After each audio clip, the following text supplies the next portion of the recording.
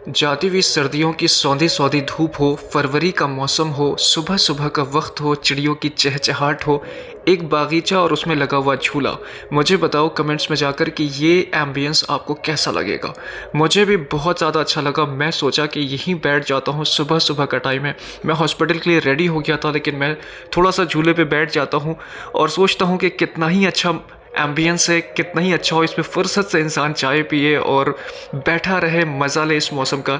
लेकिन ऐसा एक डॉक्टर के लाइफ में इन जनरल नहीं होता है दोस्तों। होता यही है कि फिर मुझे हॉस्पिटल से कॉल आता है और मेरे दिमाग में कहीं ना कहीं बैक ऑफ द माइंड ये चीज़ चल भी रहा था कि इतना आसानी और शांति से तो मैं यहाँ नहीं बैठ पाऊँगा।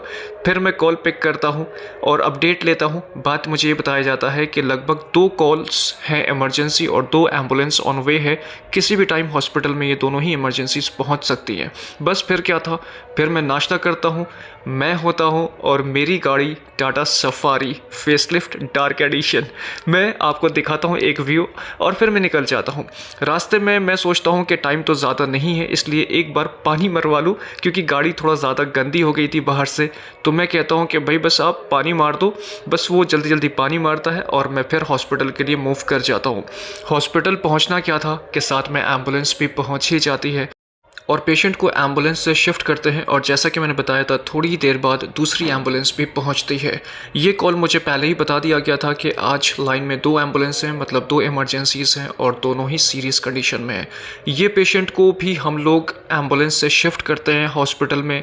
बेसिक इन्वेस्टिगेशंस की बात थी, लेकिन मुझे बताया गया कि पेशेंट को सीवियर चेस्ट पेन है, बहुत ज़्यादा स्वेटिंग हुई है, बहुत ज़्यादा पैल्पिटेशन है।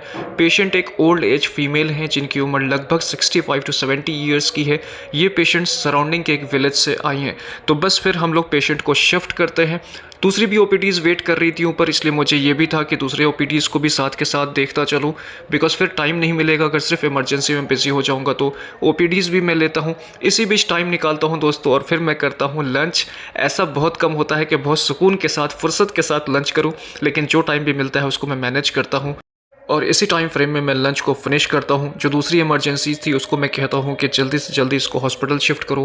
पेशेंट को हॉस्पिटल में शिफ्ट करने के प्रोसीजर में साथ के साथ अटेंडेंट्स की काउंसलिंग और उनको बेसिक प्रोज एंड कॉन्स को भी एक्सप्लेन करना बहुत मैंडेटरी होता है, specially when you are running a private hospital दोस्तों।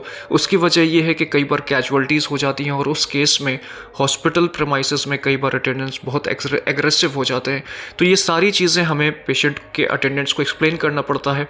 ये तो मेरी हॉस्पिटल का डे था, लेकिन फिर मैं निकल जाता हूँ घर के लिए और मेरे सामने एक सनसेट का सीन था। मैंने सोचा कि क्यों नहीं ये सीन आपको भी मैं दिखाऊं।